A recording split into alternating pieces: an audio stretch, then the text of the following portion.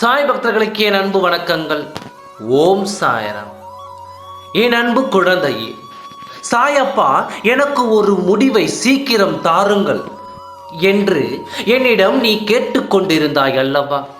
நான் நேசிப்பவர் மனதில் என்ன நினைக்கிறார் என்று தெரியாமல் தவித்துக் கொண்டிருக்கிறேன். இதுவரை நீங்கள் எதுவுமே சொல்லவில்லை. அவர் மனதில் இருப்பதை என்னிடம் வெளிப்படுத்த சொல்லுங்கள் சாயப்பா என்று நீ என்னிடம் கேட்டாய் அல்லவா? எது எது எப்பொழுது நடக்க வேண்டுமோ அது அப்பொழுதுதான் நடக்க வேண்டும். என் அன்பு குழந்தையே, என்று உன்னிடம் நான் பலமுறை கூறிவிட்டேன். நீ நினைக்கலாம் சாயப்பா என்னுடைய வேண்டுதலை கேட்கவே இல்லை என்று.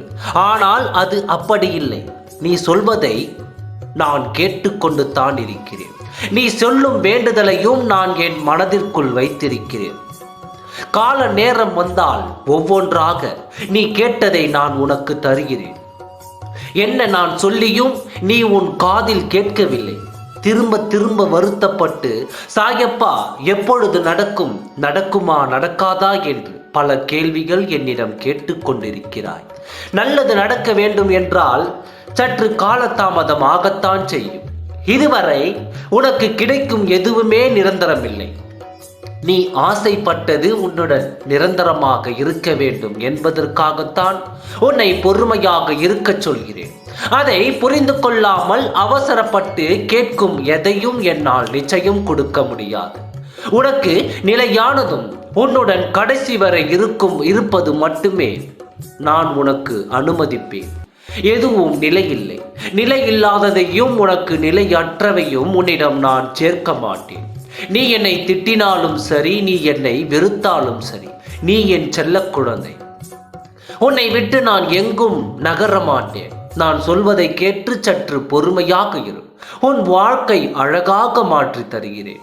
இப்பொழுது உன் துணையை நான் கண்டுதான் வருகிறேன். அவர் நிலையை அறிந்துவிட்டு தான் உன்னை தேடி வந்திருக்கிறேன். அவர் இறுதியான முடிவை எடுத்து விட்டார். அவர் இறுதியான முடிவு எடுத்தாலும் அதற்குண்டான நேரம் வர வேண்டும் என்று தான் காத்து கொண்டுள்ளேன். பிரிவு என்பது உங்கள் வாழ்வில் வந்துவிட்டது.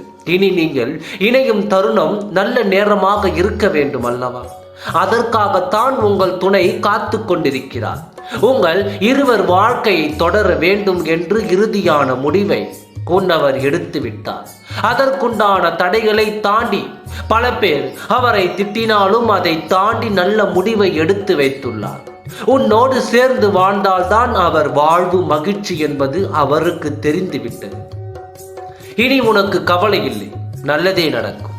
ஓம் சாயராம். நன்றி, வணக்கம்.